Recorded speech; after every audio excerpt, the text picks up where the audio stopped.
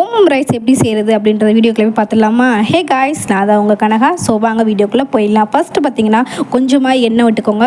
Refined oil சேர்க்கக்கூடாது, கடலெண்ணெய் நல்லெண்ணெய் ஏதாவது சேர்த்துட்டு ஒரு வெங்காயம், காஞ்ச மிளகா, கொஞ்சமாக ஜீரகம், கடுகு போட்டு நல்லா வதக்கி எடுத்துக்கோங்க. வதக்கி முடிச்சோடனே பார்த்தீங்கன்னா ஓமம் பாக்கெட் இருக்கும், வாங்கிக்கோங்க. ஓமம் வந்து எல்லா நாட்டு மருந்து கடையிலையும் நல்லா எல்லா கடையிலுமே கிடைக்கும். அதை அப்படியே சேர்க்காமல் கையில் கொஞ்சம் நுணுக்கி சேர்த்திங்கன்னா ஸ்மெல்லு கொஞ்சம் கூட வந்து நல்லாவே கிடைக்கும். ஸோ அதை கொஞ்சம் நுணுக்கி போட்டதுக்கப்புறம் கொஞ்சமாக மஞ்சத்தூள் போட்டுக்கோங்க. ஏன்னா அந்த ஸ்மெல்லு நல்லா வரணுமே அப்படின்றதுக்காக. இப்போ மஞ்சத்தூள் போடனே சாப்பாடு போடக்கூடாது.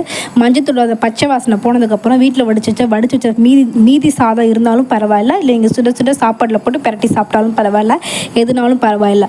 போட்டுட்டு நான் கொஞ்சமாக உப்பு ஆட் பண்ணிக்கிறேன். நான் சாப்பாட்டில் உப்பு ஆட் பண்ணலை, அதனால நான் ஆட் பண்ணிக்கிறேன். நீங்கள் உப்பு ஆட் பண்ணியிருந்தீங்கன்னா உப்பு ஆட் பண்ண வேணாம். நீங்கள் அப்படியே கொஞ்சம் நல்லா ஒரு 10 நிமிஷம் கூட இல்லை, ஒரு மிஞ்சி ஒரு 5 நிமிஷத்துக்கு ஃபுல்லாக நீங்கள் நல்லா கலரி விட்டீங்க அப்படின்னா ஓமம் ரைஸ் ரெடி ஆயிரும். இந்த சாப்பாடு நான் ஏன் சாப்பிட்றேன் அப்படின்னா, எனக்கு 2-3 நாளாக வயிறு வந்து சரியில்லை, உடம்பு ரொம்ப வாமிட் எடுத்துக்கிட்டே இருந்தேன். அதனால எனக்கு ஒருத்தவங்க சொன்னாங்க ஓமம் ரைஸ் சாப்பிட்டீங்க அப்படின்னா கொஞ்சம் வயிறு வந்து நல்லா இருக்கும் அப்படின்னு சொன்னாங்க. இதோட கொஞ்சமாக நெய் விட்டு சாப்பிட்டேன்.